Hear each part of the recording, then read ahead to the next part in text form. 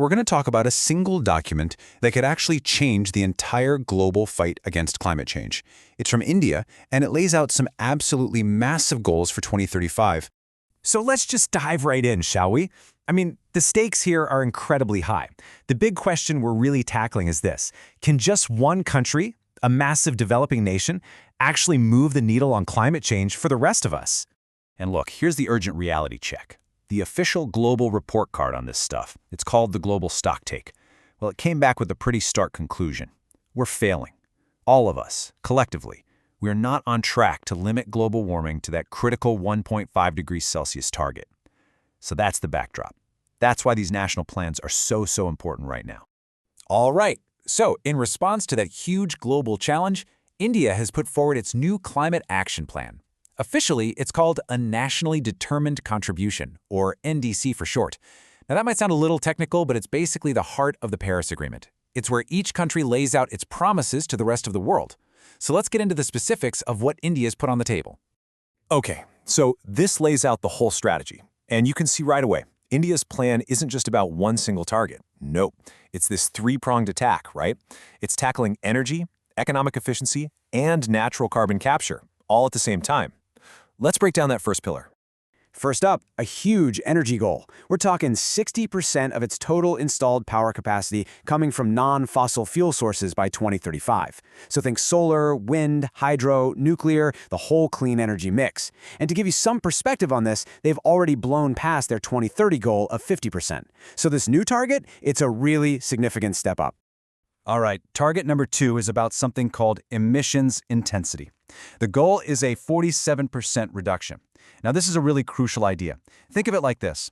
India is trying to get way more economic mileage out of every single puff of carbon it releases. It's about breaking that old, historic link that says you have to pollute more to grow your economy. And the third piece of the puzzle? It's all about nature. India is pledging to create this massive, additional carbon sink. You can basically picture it as a giant carbon sponge, soaking up between 3.5 to 4 billion tons of CO2. And how are they going to do that? By massively ramping up forest and tree cover all across the country. So yeah, the targets are incredibly ambitious. You can't deny that.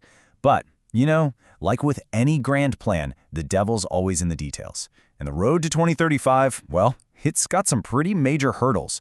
And this slide right here illustrates the single biggest challenge perfectly. It's what we call the capacity versus generation gap. So get this, India has built a massive amount of renewable capacity. We're talking over half of its total. But that huge capacity only generates about a quarter of the electricity people actually use. And you might be asking why? Well, it's simple. The sun doesn't shine 24/7, and the wind doesn't always blow. This gap is a huge problem for anyone, but for a developing nation with skyrocketing energy demand, it's a potential crisis. Yeah, and this chart just drives that point home. I mean, look at it. Despite this huge push for renewables, coal is still the absolute workhorse of the Indian economy. It's generating a whopping 75% of all electricity. On one hand, it provides that crucial energy security, but on the other, it's the main source of the very emissions they're trying to cut. And it doesn't stop with that generation gap. There are other pretty big barriers. First, the money. We're talking a staggering $40 to $50 billion needed every single year.